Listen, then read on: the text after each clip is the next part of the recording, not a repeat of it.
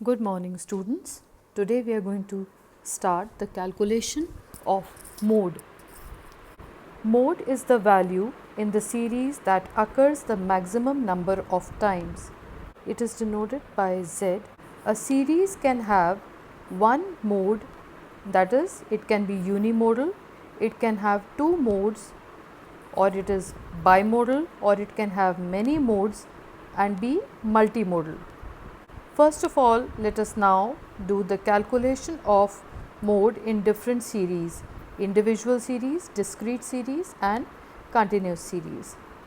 For calculation of mode in individual series, we commonly use inspection method.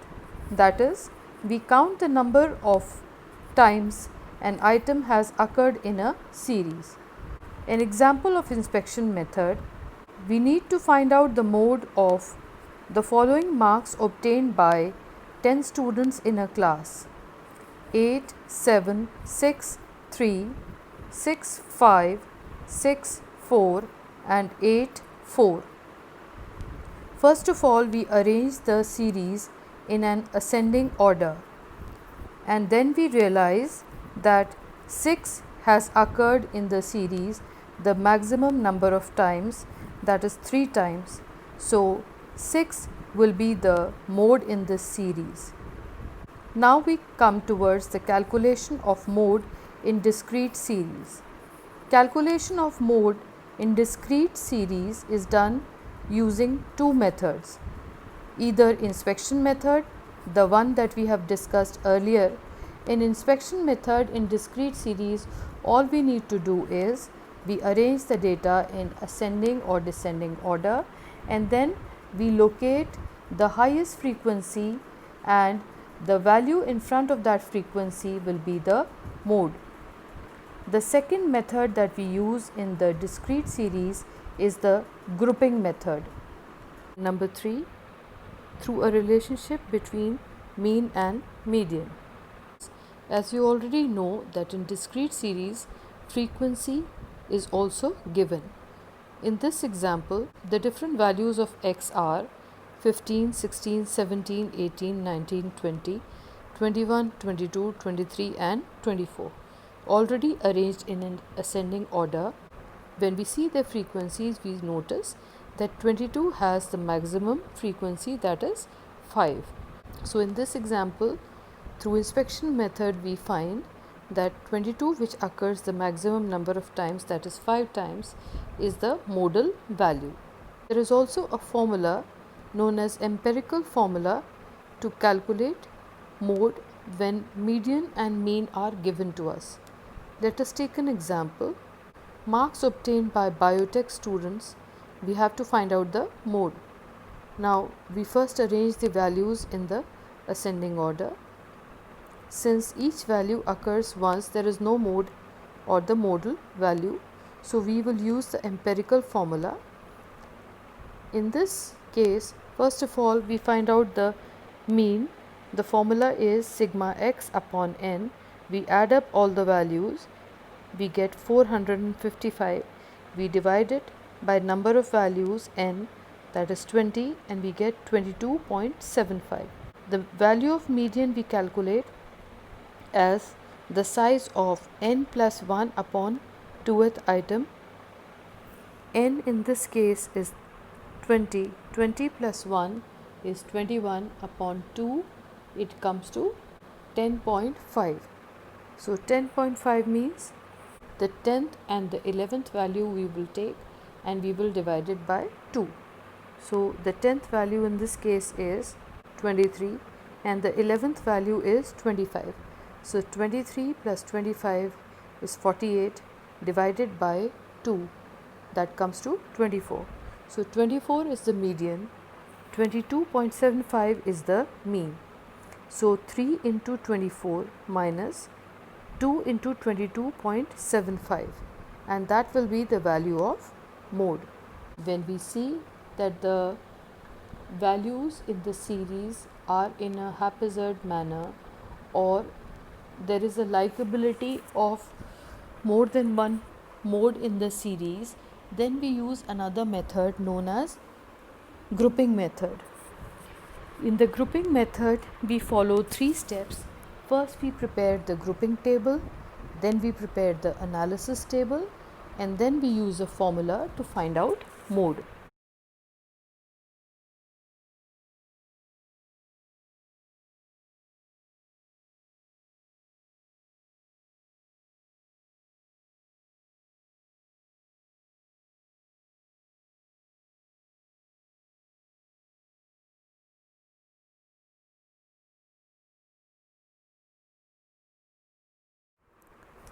Like we take an example using the continuous series in order to calculate mode by using the grouping method.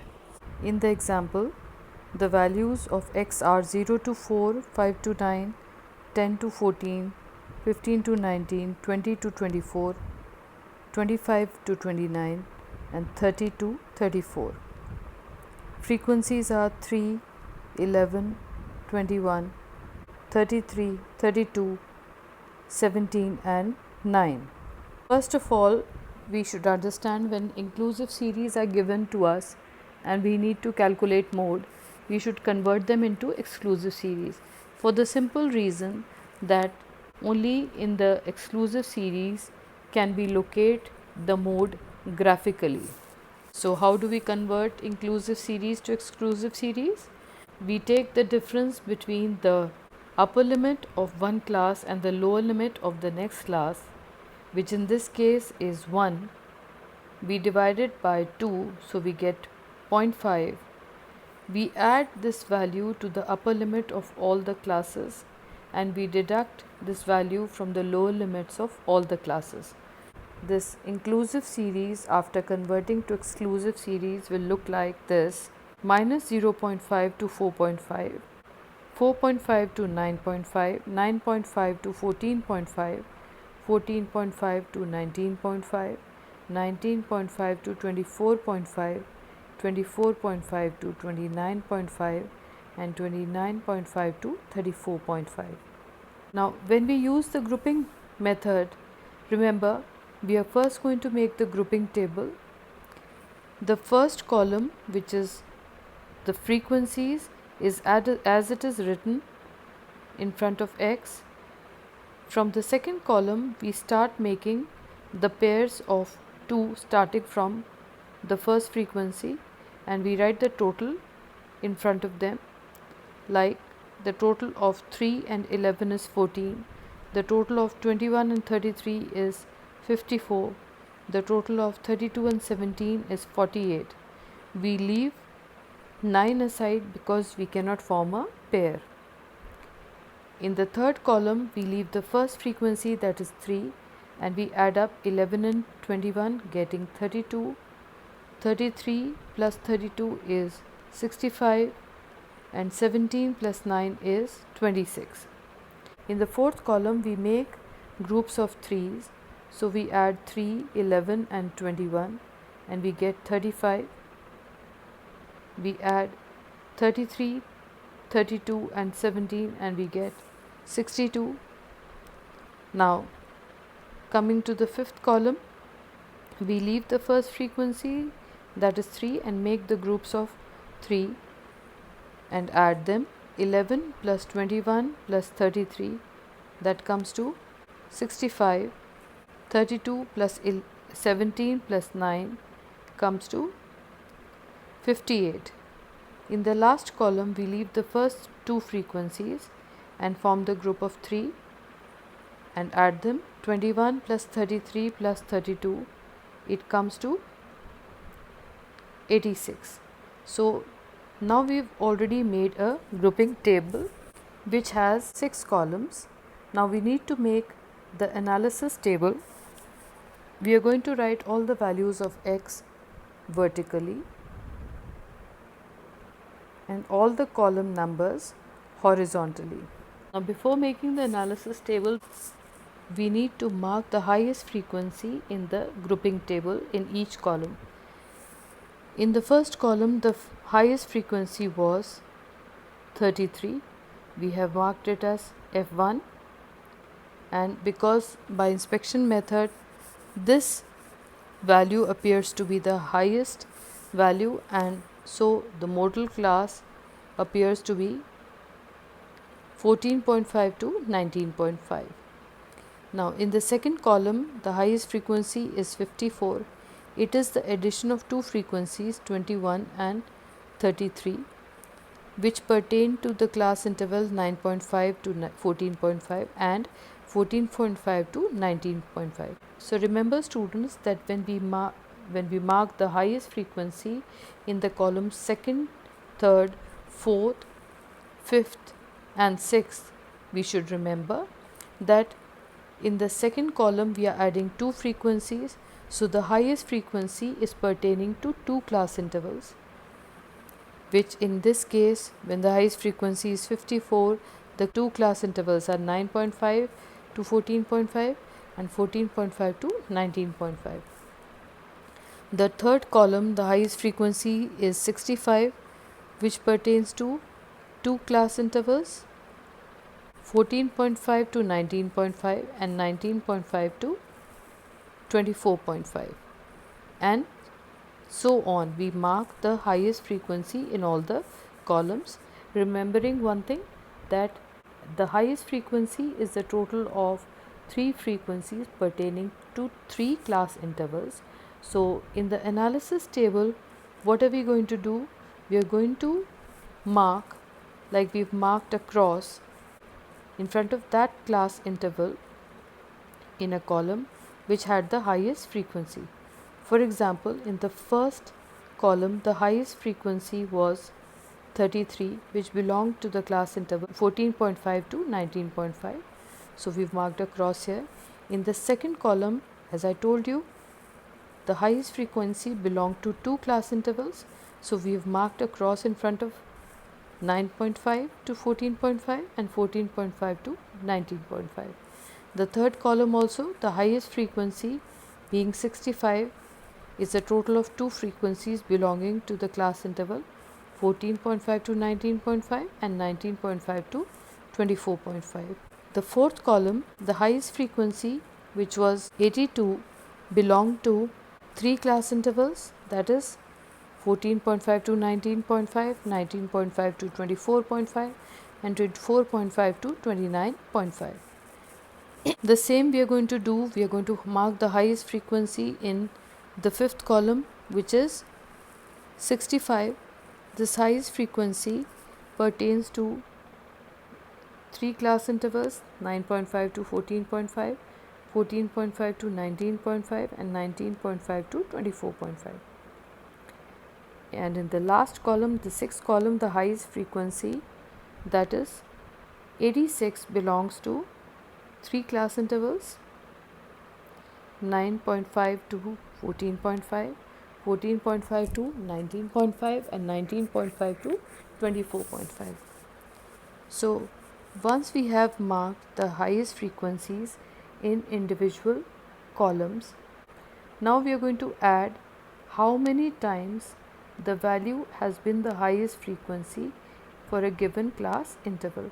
And we see that the class interval 14.5 to 19.5 has the highest frequency, which is 6.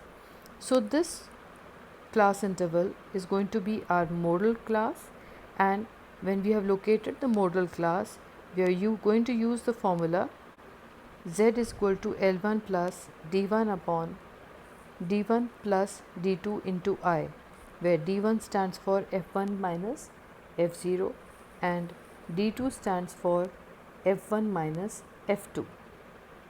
We place the values here. Now L1 in the modal class is 14.5 and D1 is F1 minus F0.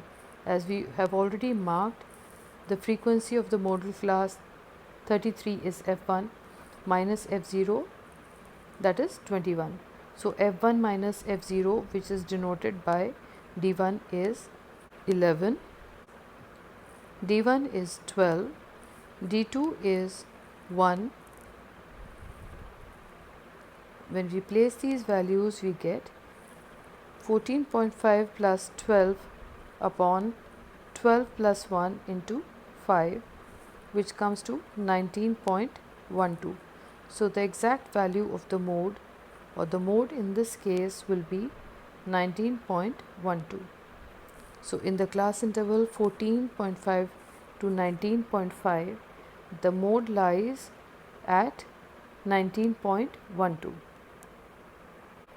Now let us come towards the graphical location of mode. So in this case, we see that exclusive series is given to us. Remember, in order to locate mode graphically, we require only exclusive series. So if exclusive series is not given to us, inclusive series is given, we need to convert it to exclusive series. But in this example, as we see, exclusive series is given. So what are we going to do? We are going to simply use the formula Z is equal to L1 plus D1 upon D1 plus D2 into I, and we numerically calculate the mode as 182.3. In order to locate the mode graphically, what are we going to do? We are going to plot the class intervals on x-axis and the frequencies on the y-axis. As you can see, we have plotted 0 to 50, 50 to 100, 100 to 150, 150 to 200, 200 to 250, 250 to 300, and 300 to 350. These class intervals we have plotted on the x-axis, and frequencies starting from 0 with the gap of 50 up to 500 we have marked on the y-axis. Now for every class interval we are going to mark the frequency. Like for the first class interval 0 to 40, the frequency is given as 41. So we are going to mark it somewhere near 50. For class interval 50 to 100, the frequency is 171. Again, we've marked it closer to 200. In the third class interval, the frequency is 287. We have marked it closer to 300. In the fourth class interval, the frequency is 497. We have marked it closer to 500. Then 382, accordingly have marked it closer to 400. 211, again slightly above 200, and the last frequency is 87. We have marked it slightly before 100. So once we get the histogram to locate the mode, we are going to join the top left corner of the highest rectangle, because the highest rectangle represents the highest frequency, and we know that mode represents the highest frequency, so it will be there in the highest or the tallest rectangle. So what are we going to do? We are going to join the top left corner of the highest rectangle to the top left corner of the next rectangle, and then we are going to join the top right corner of the highest rectangle to the top right corner to the preceding rectangle or the rectangle before it. So as we have marked a crisscross, there is one point where these two lines are going to intersect. We are going to draw a perpendicular and join it to the x-axis. This point on the x-axis denotes our mode, because in the graph the values are exactly not visible, and we have already in this question calculated the mode as 182.3. So we can see that our mode lies somewhere between 150 to 200. So we can say, because it is closer to 200, so we can also write that the mode in this case is 182.3. The exact value also we can write. So this is how we locate the mode in a graph.